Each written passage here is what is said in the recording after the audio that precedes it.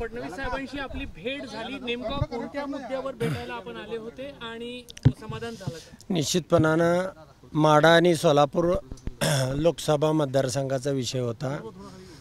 त्या मतदारसंघाच्या विषयानं आज फडणवीस साहेबांना भेटण्यासाठी आम्ही नागपूरमध्ये आलेलो आहोत। साहेबांची आत्ता जवळजवळ 1 तास आमची बैठक सविस्तरपणानं झाली। त्याच्यामध्ये आमच्या काय अडचणी होत्या, मुद्दे होते, त्याच्यावरती सविस्तरपणानं चर्चा झाली आणि त्यामध्ये सकारात्मक चांगल्या पद्धतीची चर्चा या ठिकाणी झालेली आहे।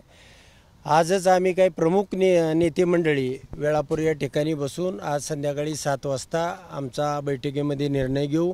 ज्या ज्या गोष्टीचं या ठिकाणी चर्चा झाली, विश्लेषण झालं, ते आमच्या कार्यकर्त्याच्या समोर मांडून संध्याकाळी 7 वाजता बैठकीमध्ये आमच्या कार्यकर्त्यांच्या सकारात्मक निर्णय घेऊ। तुमची नाराजी दूर झाली का? राम सातपुतेंना तिकीट दिली त्यामुळे नाराज होते तुम्ही, नाराजी दूर झाली का? नाही, आता ते तिकिटाचा विषय दिला, संपून गेला, परंतु इतर ज्या काही गोष्टी घडामोडी होत्या, गेल्या 10 वर्षामधल्या अनेक अडचणी होत्या, अनेक विषय होते आणि आमच्या बऱ्याचशा तालुक्यातल्या कार्यकर्त्यांच्या ज्या ज्या अडचणी होत्या त्या आज देवेंद्रजींच्या समोर या ठिकाणी मांडलेल्या आहेत। महायुतीच्या उमेदवाराचा आपण म्हणजे प्रचार प्रसार जोमात करणं नाही, आज संध्याकाळी आम्ही बैठक घेतोय 7 वाजता वेळापूर या ठिकाणी आणि 7 वाजता बैठकीमध्ये आमचा निर्णय होईल। त्या वेळापूर सोलापूर माळशिरस। पण ही बैठक सकारात्मक झाली का आणि तुमच्या शंकांचं निरसन केलेलं? नाही, बैठक अतिशय सकारात्मक झाली। साहेबांनी सगळे मुद्दे आमचे जे होते त्याची चर्चाही चांगल्या पद्धतीने झाली आणि हेच विषय आम्ही आमच्या कार्यकर्त्याच्या समोर मांडणार आहोत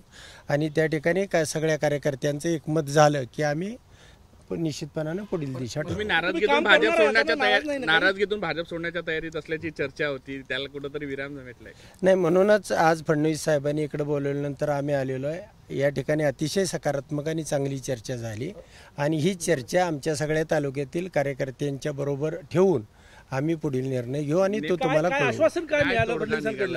नाही, आता आश्वासन ते आमच्या कार्यकर्त्यामध्ये आम्ही चर्चा करू। एबीपी माझा, उघडा डोळे बघा नीट।